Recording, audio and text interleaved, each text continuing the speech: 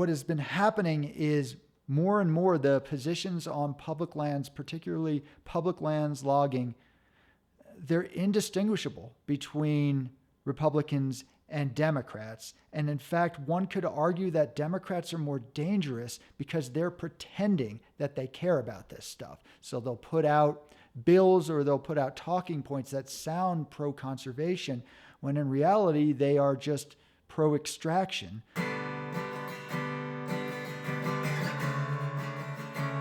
Welcome, Wild Ones. This is Josh Schlossberg, host of the Green Root Podcast, the official podcast of Eco Integrity Alliance, where we're on a quest to uncover the roots of the ecological crisis. I am doing another solo flight, as I do every other week, and this week I want to talk to you about a very uncomfortable topic. I think this topic is going to upset some of you. It's going to also, I think, clear the air in many ways. And I have to say it is something that I feel like needs to be addressed if we're going to move forward in any way with protecting public lands. So here is the issue. It's the fact that so many Democrats are walking lockstep with the Trump administration when it comes to public lands logging. There, I said it. It's out in the open. People who know Eco Integrity Alliance know that we are nonpartisan. At the same time, we obviously understand that Democrats are more likely to be doing environmental things, ecological protection, positive things on public lands. Not exclusively. There's certainly some Republicans here and there that push back against things like public land sell-offs and are for some versions of conservation sometimes. But we have to be honest, Democrats are a lot better. Unfortunately, the Democrats have never been great on public lands or environmental issues, and they are getting worse. Eco Integrity Alliance, we have guiding principles, and one of them is to basically address any issue, no matter the political source. So what we don't do is when a Democrat puts forth a really bad policy, we just ignore it or even praise it. And when that same policy is put forth by a Republican, all of a sudden we seem to care about it. And likewise, if something is being done by a Republican that's decent, we will be the first to speak up about that and say, good on you. Again, that is a lot rarer. We have to be honest about this.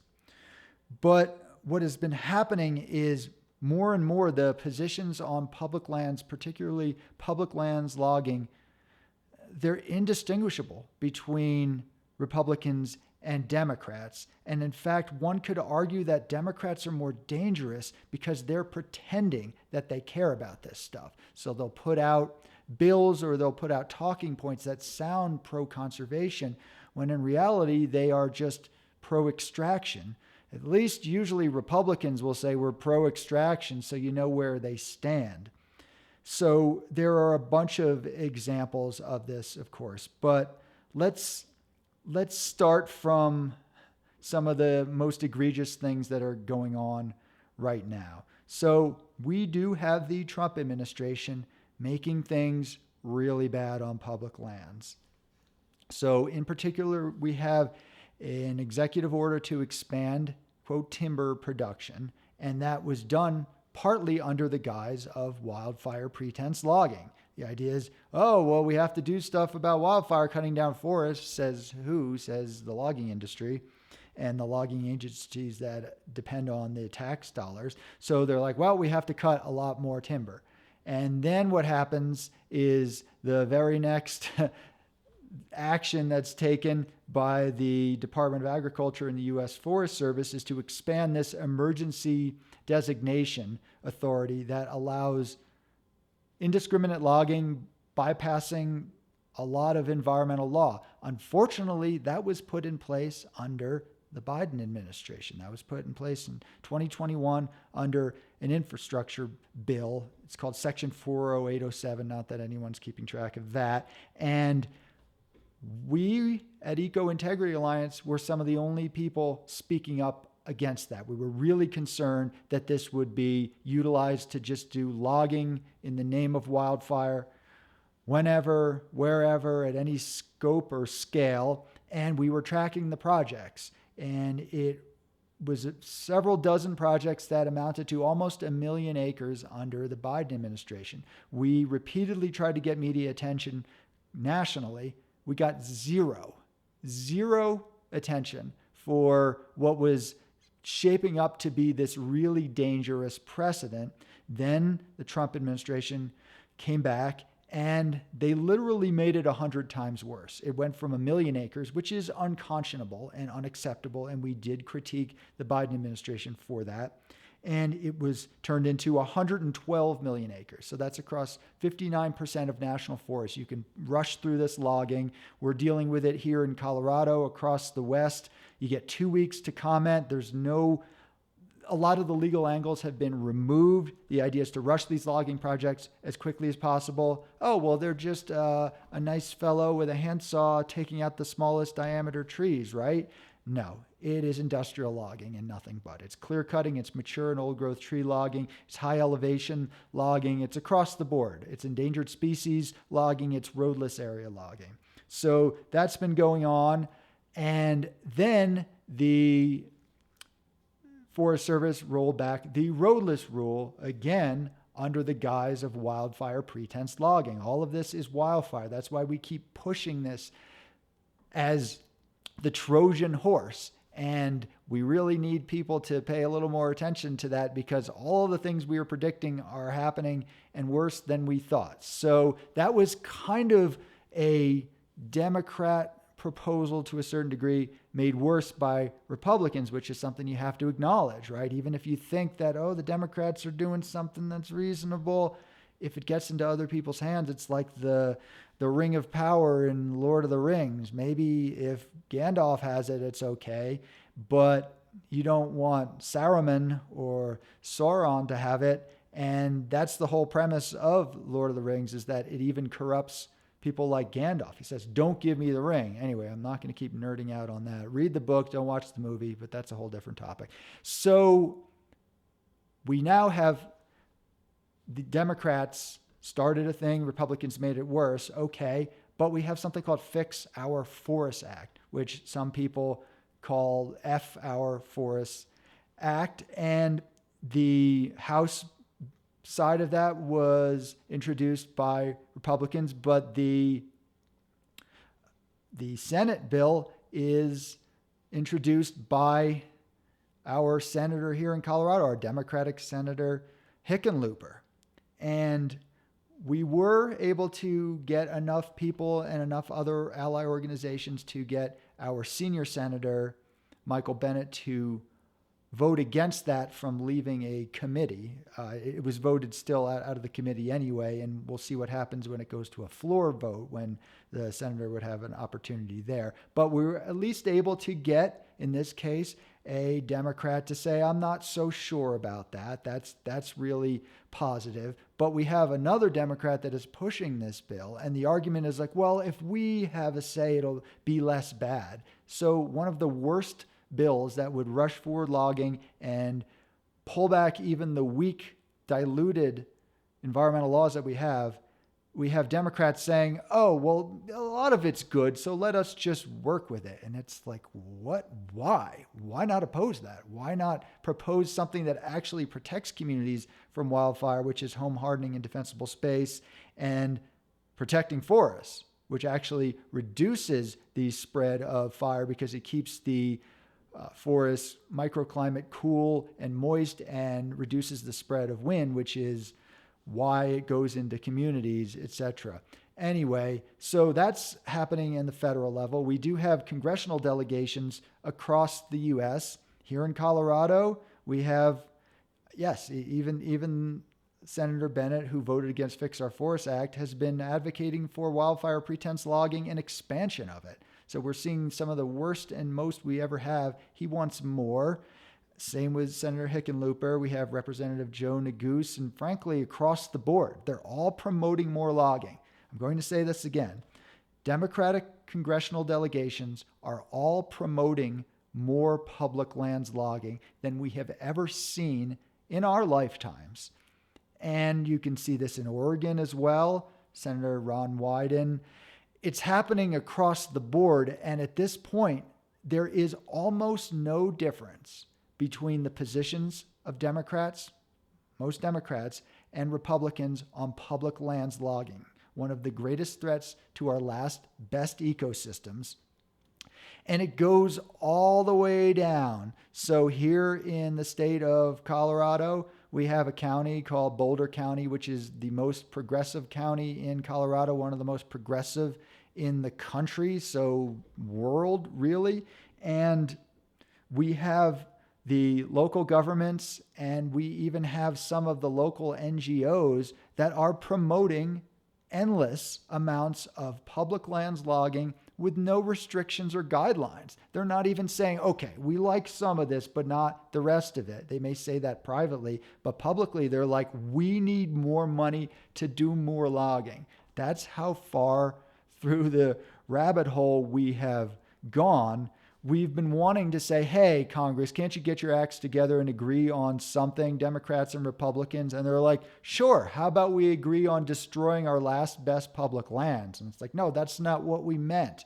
So that's going on in Boulder County. You can actually go to our Substack and read a piece there. You can also go to coloradosmokescreen.org and /Boulder-Greenwash to read all about that. It's really pretty upsetting. It's everything from the government agencies to, like I said, NGOs. There are some small businesses, and there are community foundations, and there are even nature centers that are teaming up to promote public lands logging. I don't know how many times I need to say that, but I'm going to keep saying it until it sinks in.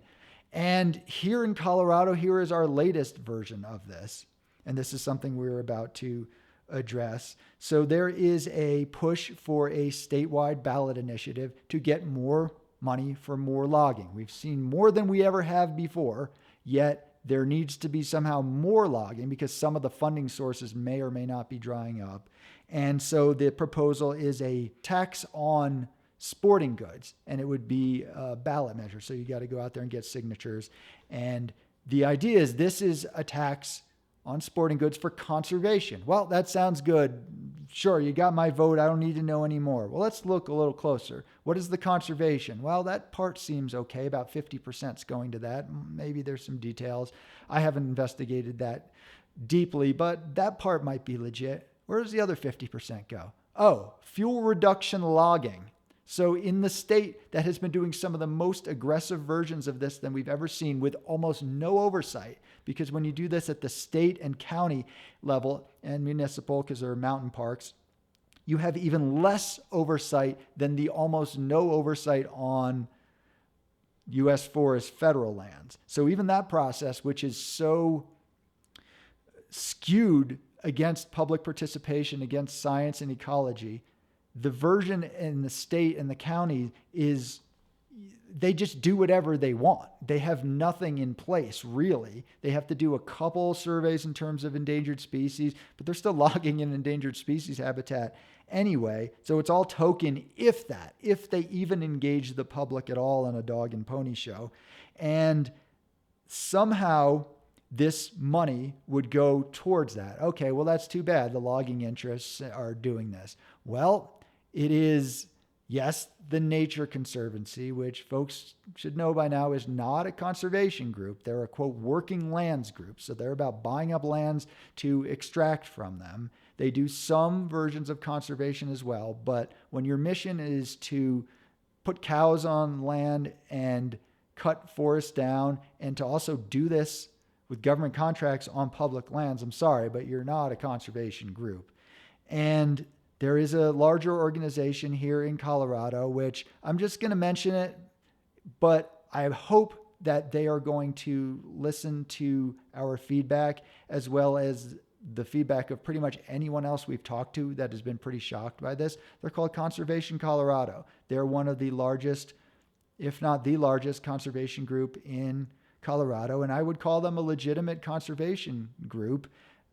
They've been pretty absent on this wildfire pretense logging stuff. And more recently, I got in touch with them. I said, do you see how bad this is getting? We have 500,000 acres across 17 roadless areas, up and down the Front Range, endangered species habitat, clear cutting, mature and old growth tree logging, can we get your help? They were sort of reluctant. I'm like, okay, well, maybe it's just not in their policy wheelhouse.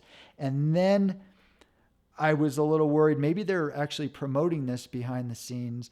And now I found out that they're not just promoting it. They are actively participating in raising money to do more logging. So they are called Conservation Colorado. I do not intend to make a big deal of this publicly right now, but I did want to mention this because this is already public information that has been put out there. There have been some, you can call it news articles. It's a propaganda outlet that promotes logging called Colorado Sun. They're not a real media outlet. They're a corporate funded propaganda outlet as far as environmental issues are concerned.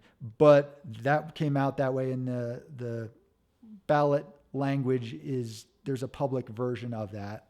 But we're not trying to beat up on anyone publicly for right now. Well, maybe other than the Nature Conservancy because they've already chosen their path. But we're trying to talk to them behind the scenes. And so that's what we're doing right now. But this is what is so incredible about this. These are liberals, they're Democrats, they're maybe even leftists, they're progressives. And they are not just refusing to fight back against some of the most destructive schemes we've ever seen and that are extremely expensive and taking taxpayer dollars. They're not just promoting and saying, we like it. We're going to raise money to do more. So y'all, this is pretty nuts. This is why I think we have to step beyond our team sports and we have to be able to critique our own side. Yes, you can say, well, it's better than the other side.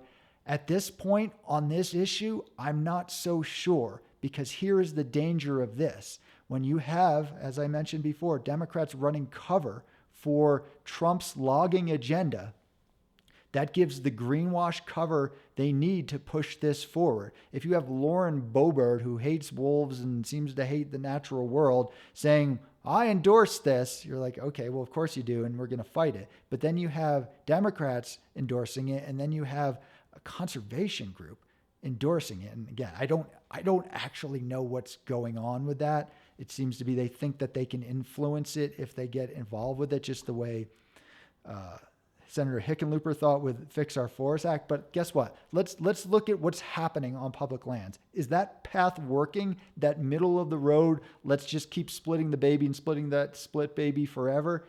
It's not been working. We can't keep doing this. So this is where we're at. And the topic here, again, is why are Democrats running cover, greenwash cover, for the Trump administration's logging agenda on public lands?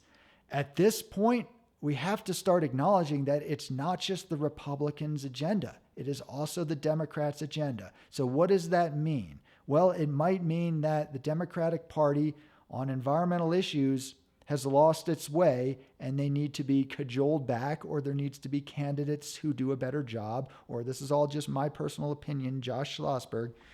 Maybe those two parties are no longer relevant to the natural world and we have to look into other entities. There is something called the Green Party, but they focus, for better or for worse, on, it almost seems, primarily social issues at this point. And I think we can all agree social issues are important. I care about many and have worked on many for many, many years. However, for those of us who our main focus is ecological, ecosystem, environment, we're going to have to double down on focusing on that.